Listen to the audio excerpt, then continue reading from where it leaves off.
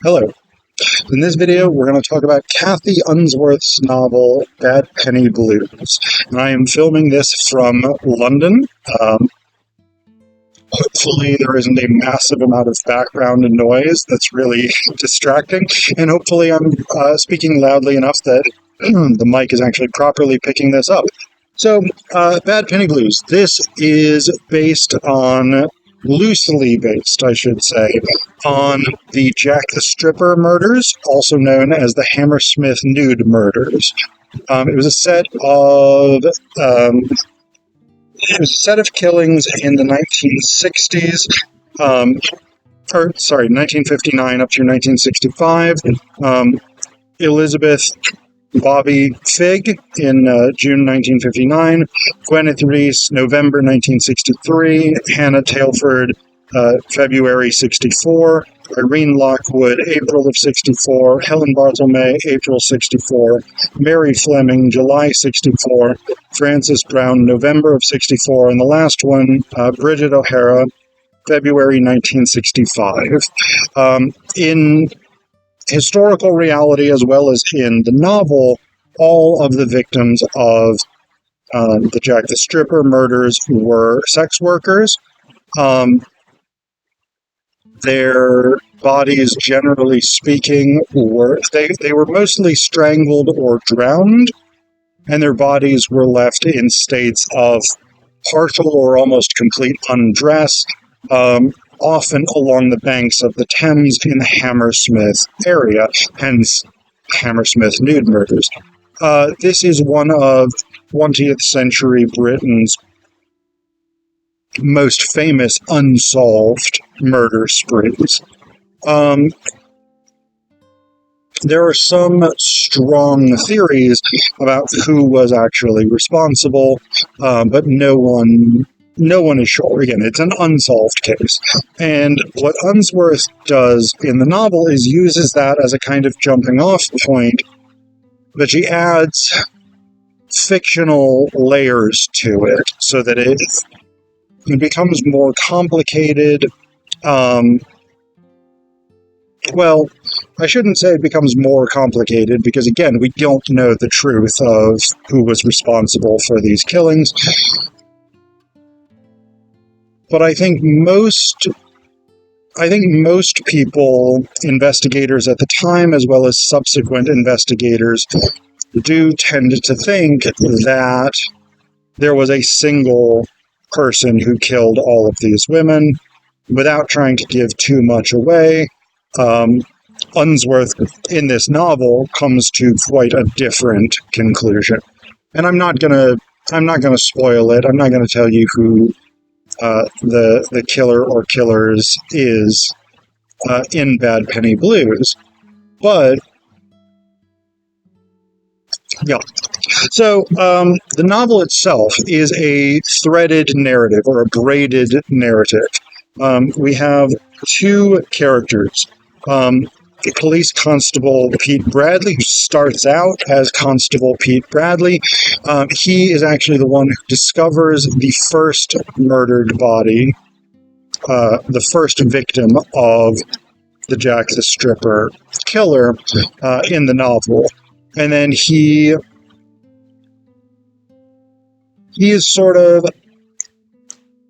not necessarily officially on the case the entire time. He is at least peripheral to the case the entire time, partially because he's sort of impressed some of his higher-ups who sort of keep him involved.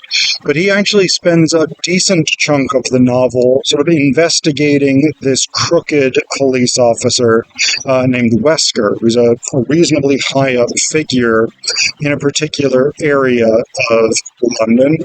And he tends to get confessions by use of beating suspects until they confess. And he often fabricates evidence in order to frame people. And so Bradley spends a decent chunk of the novel sort of trying to there's a Serpico element to it, right? The movie with Al Pacino, the one good cop in a bad town kind of deal, trying to clean up corruption on the force. There's definitely an element of that to Bradley. But he is kind of obsessed with the Jack the Stripper case, and so he continues following it, even when he is not sort of officially investigating it. The other protagonist is Stella Reed.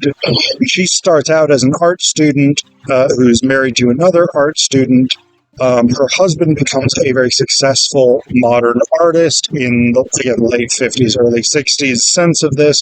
So pop art, sort of late stage expressionism, this kind of stuff.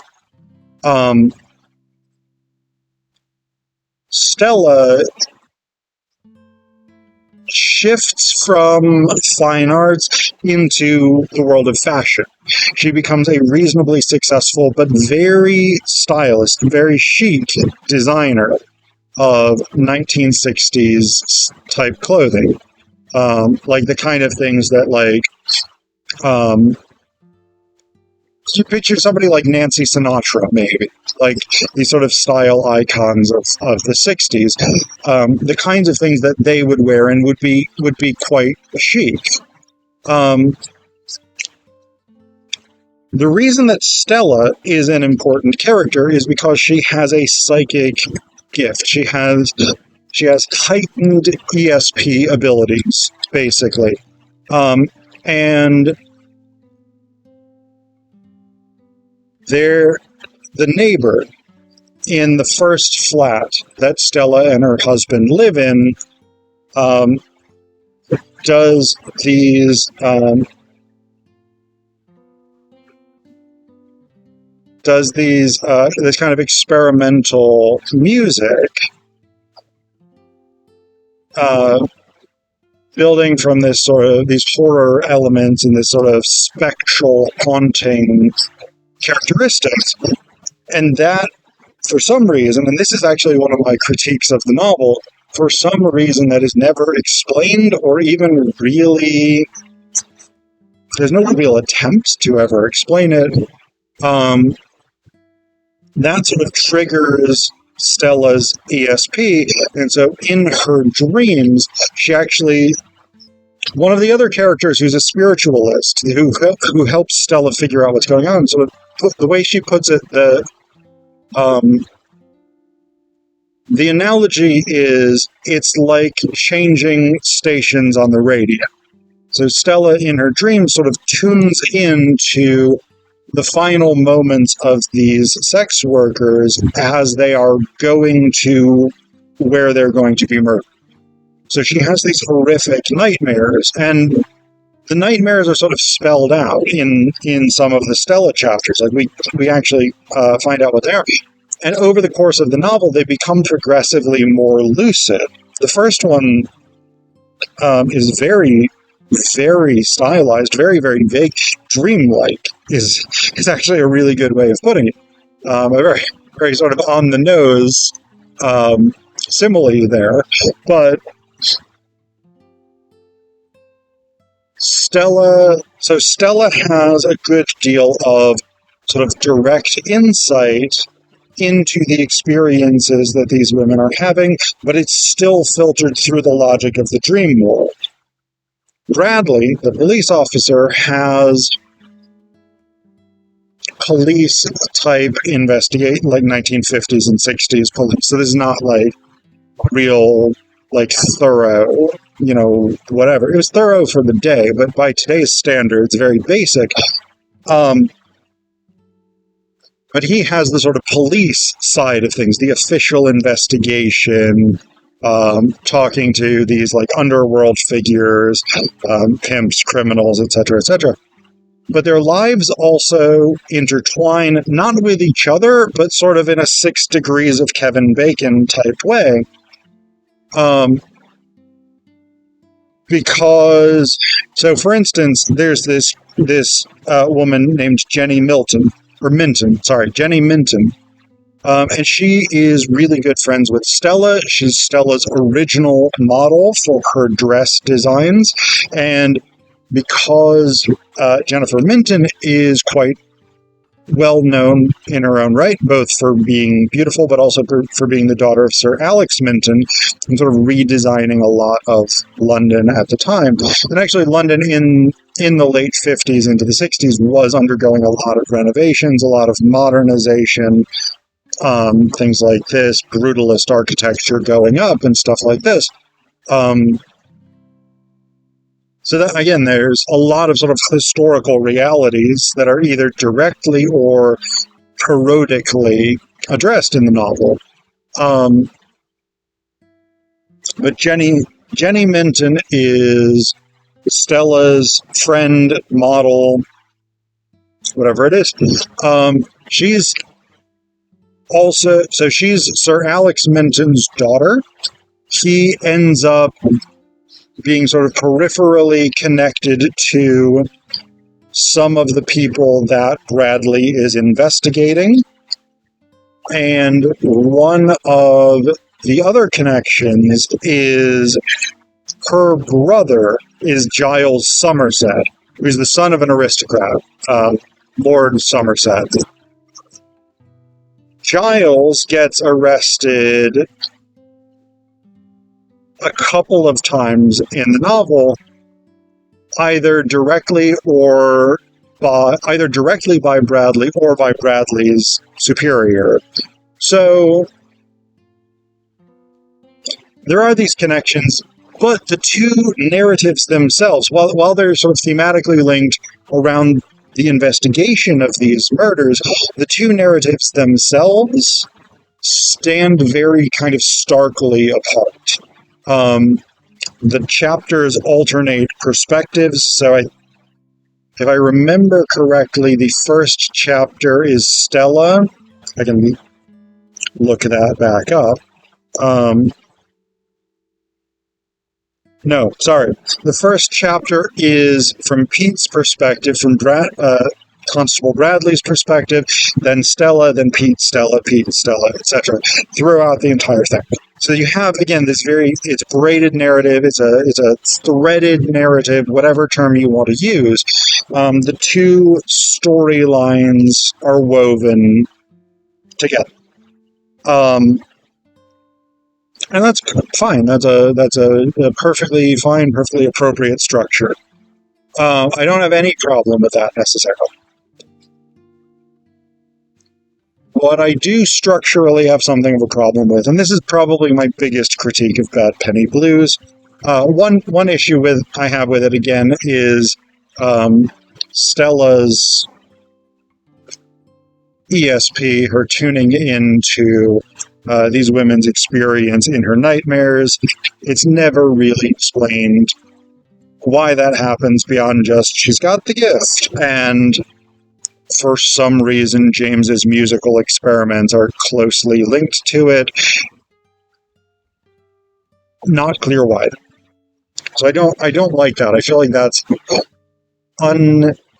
that's unexplored territory that should in some way be explained. But the big issue I have is that the end of the novel almost runs on exposition. So exposition, right, is where, as an author, you basically just say, I'm giving you the answer. It's not developed sort of organically out of the storyline, out of dialogue. The characters don't discover it, whatever it is.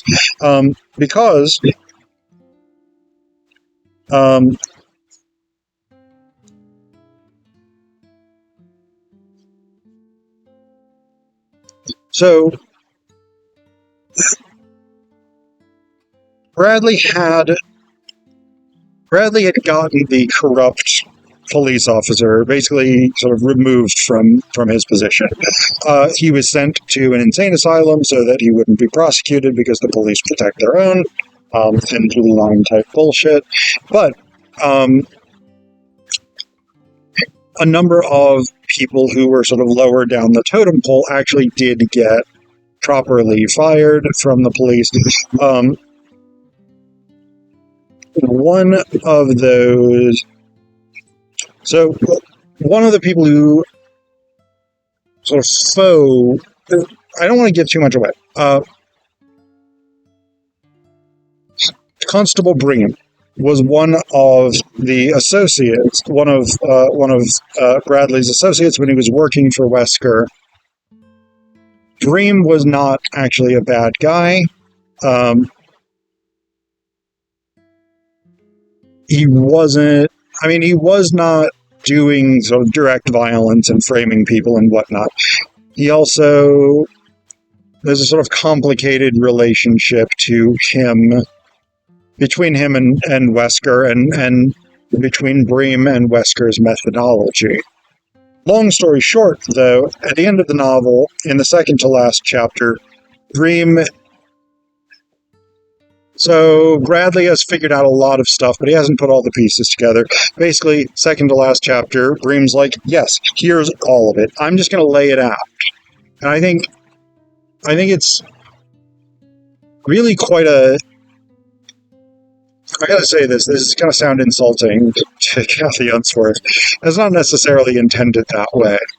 I feel that it's quite a lazy approach to the ending of the novel, to just have another character who we haven't really been following just sort of be like, yes, here's who the murderer, or in this case murderers, is. Here's why they did it. Here's how it all happened. Okay. I mean, that is, sure, it's fine. It's efficient in a way, but it's not narratologically interesting. The fact that it's done through exposition, even though it is confirming things that Bradley already thought, I don't dig it. I don't like it. I think it's a bad approach to telling the story and to wrapping up the story.